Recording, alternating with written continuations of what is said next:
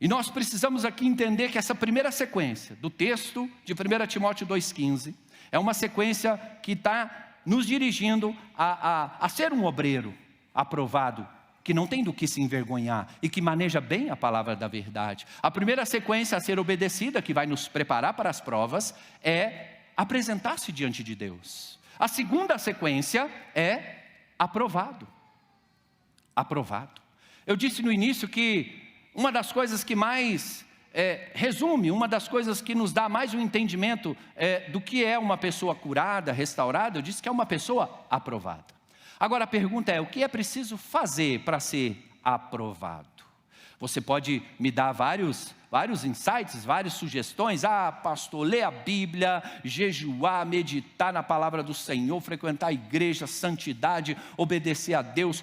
Tudo isso é importantíssimo e indispensável, mas nada disso vai fazer de você uma pessoa aprovada. Você sabe o que vai fazer de você uma pessoa aprovada? A prova. O único caminho para você ser aprovado é passando pela prova. As provas da vida faz parte do aperfeiçoamento do nosso caráter, essa estrutura interna de princípios, valores. As provas da vida faz parte do aperfeiçoamento da nossa maturidade, a maneira como nós vamos lidar com as provas da vida, a maneira como nós vamos interagir com essas provas vai fazer toda a diferença. Não é só fazer para Deus, não é só fazer a obra, mas deixar Deus fazer em nós, no mais profundo das nossas intenções, no mais profundo, sem reservas, sem entregas. Não dá para ter compartimento secreto diante de Deus. Senhor, essa área da minha vida aqui não vai dar para o Senhor mexer. Deixa eu ficar com esse pecadinho de estimação aqui mais um tempo. Não, Deus conhece tudo. Deus conhece tudo. Quando Deus trabalha em nós, Ele vai trabalhar através de nós. Quando Deus faz em nós, Ele também vai fazer através de nós. Então, meu ponto aqui é que a nossa estrutura interna, a nossa estrutura interior precisa ser trabalhada. Eu gosto de um livro de um autor americano, o Peter Scazzero, Espiritualidade Emocionalmente Saudável. Esse autor ele diz que é impossível você viver uma espiritualidade saudável sem saúde emocional. É impossível você separar sua espiritualidade da sua vida interior, porque ou vai andar alinhada, ou ao seu interior vai conspirar contra a sua espiritualidade, seu crescimento e a sua santidade. É por isso que o Evangelho de Mateus, capítulo 9, verso 17, Jesus nos apresenta uma parábola que nós precisamos aqui ter um entendimento e vai nos ajudar muito a compreender essa segunda sequência que nós precisamos obedecer para nos prepararmos para as provas, para ter nossa motivação alinhada, nossa intenção refinada, que é aprovado.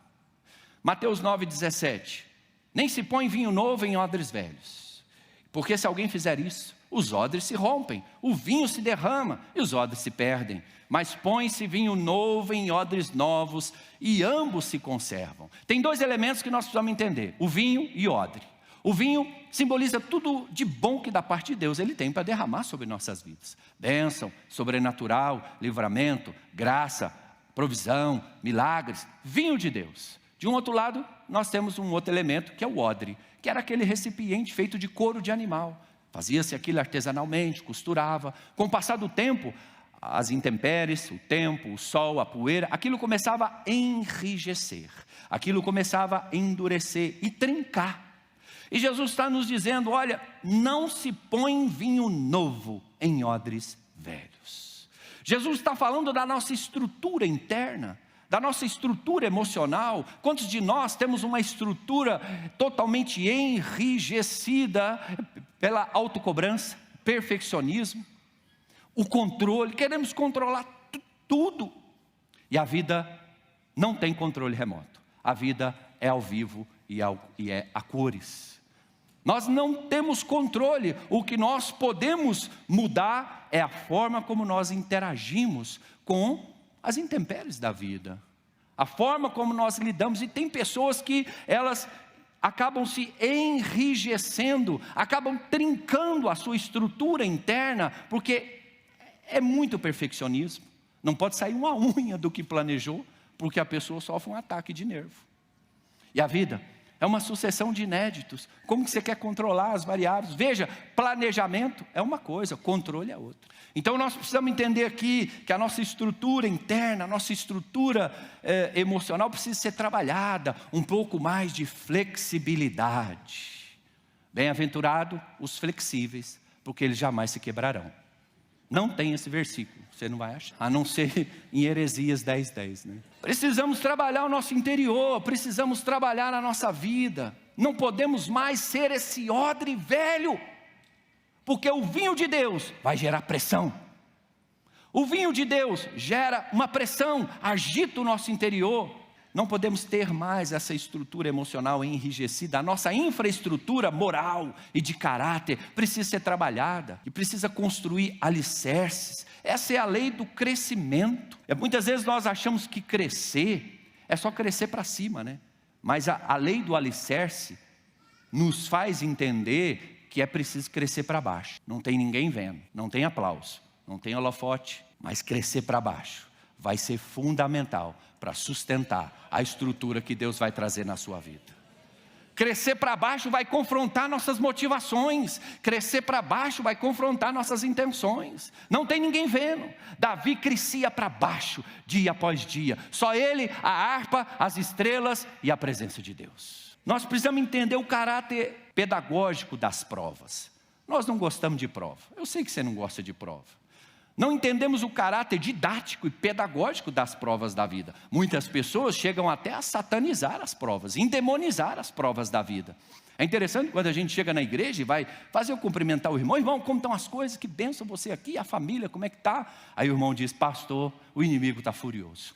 Se levantando e é luta, pastor vai chorando, geme e chora, é luta, Eu costumo brincar, eu falo, não irmão, você não entendeu, eu não quis saber do inimigo, eu quis saber da sua vida mesmo, como é que vai em casa, como é que vai a família, o casamento, o que eu quero saber de inimigo, eu quero saber como é que vai a sua vida, como você está interagindo com as provas da sua vida. Então nós muitas vezes não gostamos de provas, e as provas fazem parte da nossa caminhada cristã. Às vezes você criou um entendimento, um conceito errado, que as provas veio dos infernos para a sua vida, de tanto que você pragueja as provas, você acha que ela veio dos quintos dos infernos, mas eu preciso te dizer que não, as provas estão dentro da palavra de Deus para a nossa vida. Veja o que diz Tiago capítulo 1, verso 2, diz assim, meus irmãos, venham ter o motivo de grande alegria ao passardes por várias provações, sabendo que a provação da vossa fé, ela produz a perseverança. As provas fazem parte, são instrumentos de Deus para trabalhar na nossa vida.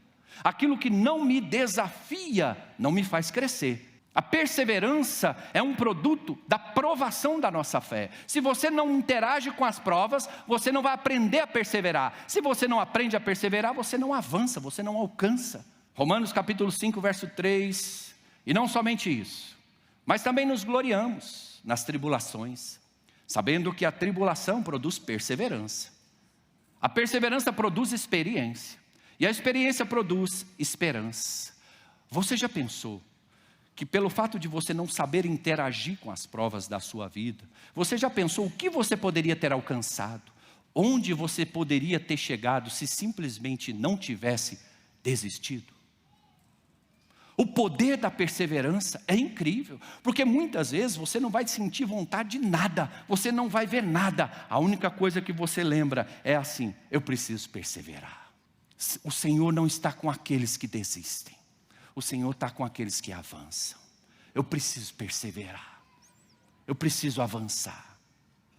E por falar nisso, muitas vezes nós não sabemos interagir com as provas da vida. Existem 3 coisas que nós fazemos diante das provas que a gente não deveria fazer. Preste atenção comigo aqui. A primeira coisa que nós fazemos diante das provas que não deveríamos fazer, a gente foge. Tem pessoas que têm um pavor ao confronto, ao conflito. Não, pastor, eu sou da paz. Eu sou paz, esse negócio de prova, eu sou da paz. Eu não sou muito chegado. Isso é omissão. Isso não é que você é da paz, é que você está fugindo do confronto.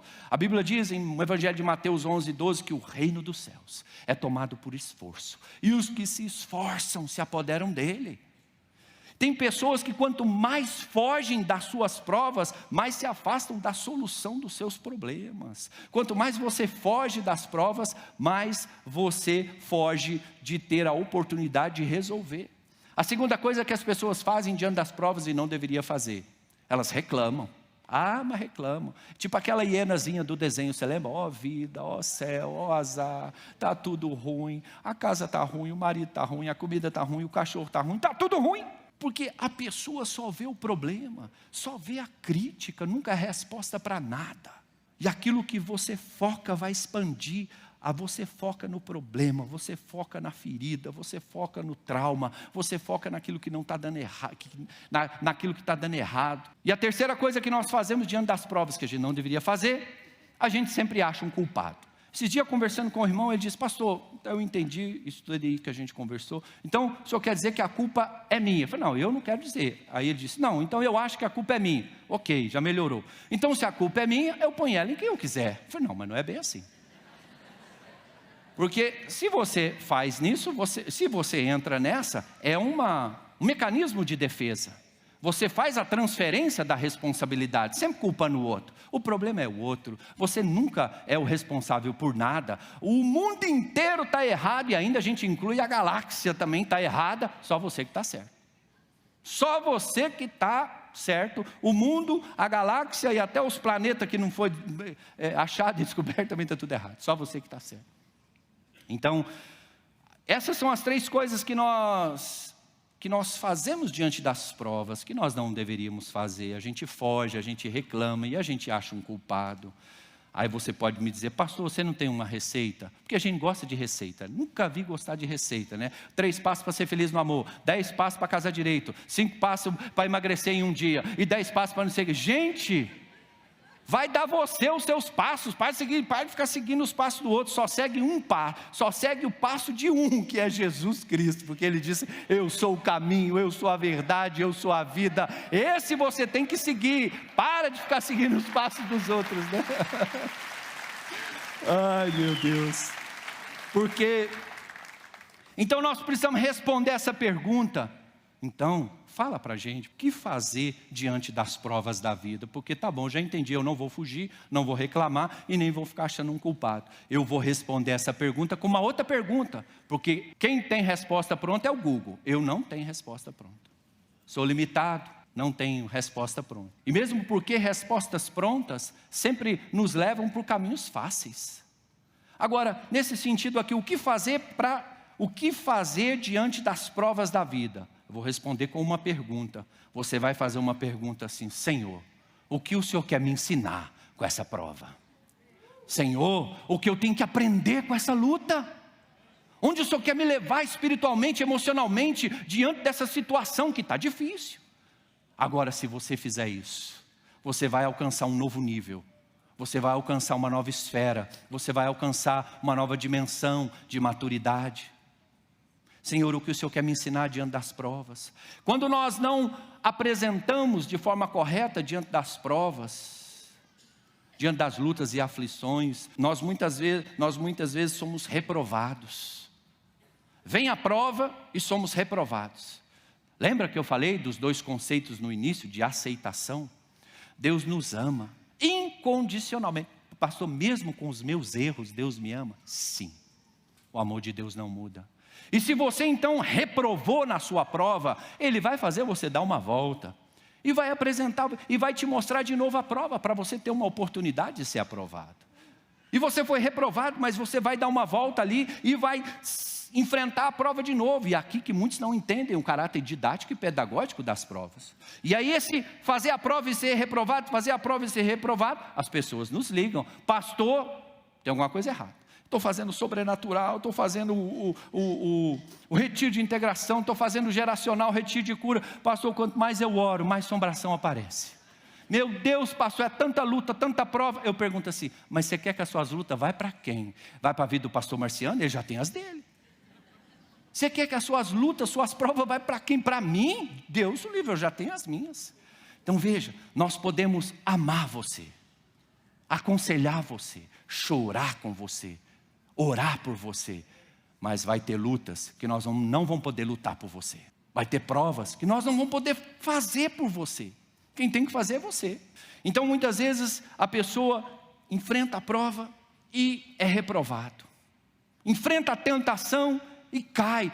Tem gente que nem cai na tentação, porque a tentação está mais ou menos uns 500 metros de distância. A pessoa já sabe que a tentação está vindo, ela mesma pula na tentação. Já que está vindo mesmo, deixa eu. Já que está vindo mesmo, deixa eu cair. Não, eu já estou vendo que está vindo mesmo, deixa eu já logo cair. Essa vontade flácida, não sei se é uma vontade flácida, uma vontade que não é santificada, uma vontade que não é redimida, uma vontade aprisionada pela carnalidade. A tentação nem chegou, o sujeito já está caindo. Ele não cai em tentação, ele se joga na tentação. Mas nem chegou ainda, está caindo, calma. Então, a pessoa faz a prova e é reprovado. Faz a prova e é reprovado. Sabe o que acontece? Instala-se um quadro de derrota. Tem muita gente vivendo um quadro de derrota na sua vida. Tem muita gente vivendo um quadro de derrota em várias áreas da sua vida. Porque a derrota é quando a pessoa faz a prova e é reprovado. Faz a prova, é reprovado. O conceito de derrota é uma vida cíclica de reprovação. A pessoa faz a prova na mesma área, no mesmo lugar, e é reprovado. É uma vida cíclica de reprovação. O problema é que quando se instala esse quadro de derrota, são as fortalezas da mente, os cativeiros da mente que se instala, e a pessoa começa a dizer, eu não consigo mesmo. Ai, como é difícil, como essa luta é pesada, meu Deus, como a luta está difícil. Eu não posso mesmo, eu não mereço. Esse negócio de santidade, isso é tão difícil, eu não vou conseguir, eu não vou dar conta. Deixa eu te perguntar uma coisa, Deus é fiel? Deus é fiel? Amém, claro que Ele é fiel. Acompanhe comigo essa leitura de 1 Coríntios capítulo 10, verso 13. Não sobreveio sobre vocês nenhuma tentação que não fosse humana, mas Deus é fiel e não permitirá que você seja tentado além do que pode suportar. Mas pelo contrário, juntamente com a tentação, proverá livramento para que você possa suportar. Ei, sabe essa prova que você está enfrentando? Sabe essa luta, essa aflição que você está enfrentando? Que muitas vezes você foge, você reclama, você quer achar um culpado. Essa luta que você está achando que é pesado demais. Essa luta, ela é do tamanho da sua capacidade. Nem mais, nem menos. Deus conhece a sua estrutura. Deus é fiel. Essa prova que você está enfrentando, você não precisa achar que ela é um monstro de 7 cabeças, porque maior é o que está em você do que o que está no mundo inteiro. Em cada uma das provações da nossa vida, existe uma oportunidade de reverter situações de derrota. E construir um caráter de vitória nessas áreas que você tinha uma história de fracasso. Muitas pessoas têm andado em derrota. A derrota acaba minando nossa fé, nos abatendo internamente. Muitas pessoas estão amarradas em áreas de derrota, na imoralidade, áreas de derrota, aquela mesma área onde vez após vez o inimigo tem alcançado vantagem sobre a sua vida. E eu quero concluir aqui apenas trazendo uma reflexão sobre a batalha épica ali daqueles 2 exércitos, o exército de Israel e o exército dos filisteus. Mais adiante, a batalha épica de Davi e Golias. Mas a Bíblia fala ali em 1 Samuel, capítulo 17, que os exércitos estavam um de frente para o outro, e o campo de batalha prestes a entrar em guerra. E a Bíblia diz que das linhas do exército inimigo sai um homem. Aqui em 1 Samuel 17, 4. Então do arraial dos filisteus saiu um guerreiro chamado Golias. Ele era da cidade de Gate e tinha quase 3 metros de altura. É uma coisa medonha, realmente, que é para gerar medo. Gigantes sempre nos traz medo. Então, a Bíblia diz que Golias fez uma proposta. Gente, não vamos gastar o exército, não vamos entrar aqui em guerra os 2 exércitos, vamos decidir uma batalha individual, homem a homem. Me dá um homem aí do seu exército para lutar comigo. Se ele vencer, nós vamos ser seus escravos. Se eu vencer, vocês serão os nossos escravos. A proposta de Golias foi essa. 1 Samuel 17, 10. Hoje eu desafio as tropas de Israel. Dê-me um homem para que lute comigo. Quando Saul e todo Israel ouviram essas palavras do filisteu, ficaram assustados e com muito medo. Esse gigante também ele é um arquétipo dos desafios da nossa vida. Esse gigante também é uma simbologia das nossas lutas, das nossas aflições, de circunstâncias que nós enfrentamos na batalha diária da nossa vida. Muitas vezes saem das linhas do inimigo gigantes, só que esses gigantes, eles se levantam dentro de cada um de nós. A Bíblia diz que por 40 dias, de manhã e de tarde, Golias se apresentava ali diante do exército. Ei, não tem um homem aí para lutar comigo? Ei, vocês são uns fracos mesmo, vocês são uns medrosos. E essa afronta do inimigo, essa afronta foi minando a fé do exército do Deus vivo. Foi minando a fé do exército, foi diminuindo a fé deles, levando eles a um estado de derrota. Aí aparece quem nesse cenário? Aparece quem nesse cenário, mais uma vez simbolicamente, representando um coração puro, uma intenção sincera, uma motivação e uma intenção alinhada com Deus? Davi. Davi aparece levando ali a comida para os seus irmãos que estavam ali envolvidos na peleja, na guerra. E quando Davi chega ali para levar a comida para os seus irmãos, ele ouve Golias afrontando o exército de Israel. E aquilo traz uma indignação muito grande para esse coração sincero, esse coração que se apresentava diante de Deus. E Davi então, ele diz: quem é esse incircunciso filisteu para afrontar o exército do Deus vivo? E você conhece a história. Davi entra na batalha, mata o gigante, corta a cabeça dele com a própria espada. Davi era um improvável, o mais moço, o menor da sua casa, nunca teve um curso de guerra, nunca teve um treinamento militar, mas o seu coração conhecia Deus, o seu interior chamava a atenção de Deus. Ei, nas batalhas da sua vida, quando os gigantes interiores se levantarem e colocar o dedo no seu rosto e te afrontar, você precisa ter um coração de Davi, porque eles vão se levantar. Os gigantes interiores, eles sempre se levantam. Muitas vezes o Golias que nós enfrentamos, ele levanta na nossa alma. E muitos de nós estamos debaixo dessa afronta, dia após dia. Gigantes interiores se levantando e dizendo: você não vai poder, você não vai conseguir, você não merece, você não vai dar conta, isso aí não é para você. Dia após dia, a afronta do inimigo sobre a sua vida. E nós precisamos restaurar esse altar de intimidade. E nós precisamos restaurar essa vida secreta com Deus. Muitas vezes você está aqui, está sendo abatido pelos gigantes da sua alma. Você não tem se apresentado diante de Deus e tem andado em reprovação, vivendo uma vida de derrota. A boa notícia é que há um caminho de vitória em meio a toda essa história de fracasso e sofrimento. Há um caminho de vitória porque esse coração de Davi, ele é acessível a todos nós. Esse coração de integridade, de rendição, esse coração de entrega, esse coração de uma adoração genuína. Davi não conhecia obstáculos ou impedimentos diante do que Deus podia fazer. E quando nós temos esse coração, quando nós alinhamos a nossa motivação, alinhamos nossa intenção com Deus, quando nós nos apresentamos diante do Senhor aprovados, nós tiramos os olhos do gigante e colocamos os olhos na promessa. Nós colocamos os olhos na promessa. Não dá mais para fugir, não dá mais para viver uma vida de reclamação e murmuração. Não dá mais para fingir que não é com você achando culpado. Você precisa se posicionar. Até quando vai viver uma vida de reprovação em reprovação, uma vida de derrota, sendo que Deus tem para você uma vida inteira de vitória? Eu não posso finalizar essa palavra sem agitar o seu coração aqui um pouco mais. O diferencial, o que vai fazer realmente a maior diferença na nossa vida para enfrentarmos as nossas provas, para sermos aprovados, é a presença de Jesus, é a experiência com Deus vivo, é esse relacionamento com Deus vivo. Às vezes você diz assim: pastor, eu já caminho com o Senhor há muito tempo, mas eu tenho vivido uma vida de reprovação, eu Eu não tenho vivido uma vida secreta com Deus.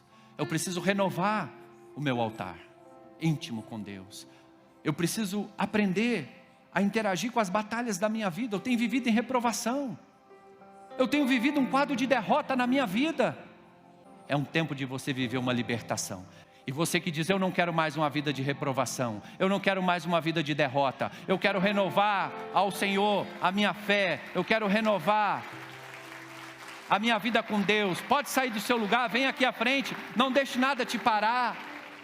Você precisa aprender a interagir de uma forma correta com as provas da sua vida. Vamos ministrar graça de Deus para que você possa enfrentar as provas da sua vida, porque elas virão. Que é isso, pastor? O senhor está jogando praga agora na nossa vida. Vira essa boca para lá. As provas virão.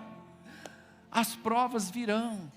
E nós precisamos aprender a nos preparar para as provas. Amém? Você recebe essa palavra?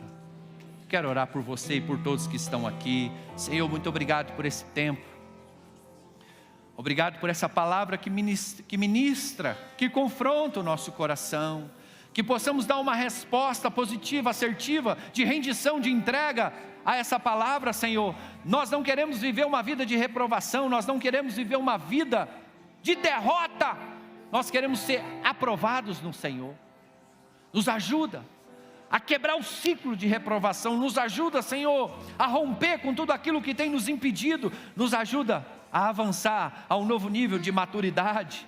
Nós não queremos mais fugir, nós não queremos mais reclamar, nós não queremos mais achar um culpado. Nós queremos nos posicionar, Senhor, e preparados para a prova. Nós queremos nos apresentar diante de Deus, aprovados. Que o Senhor nos ajude, nos dê graça, em nome de Jesus, amém. Amém, você recebe essa palavra, dê uma salva de palmas ao Senhor.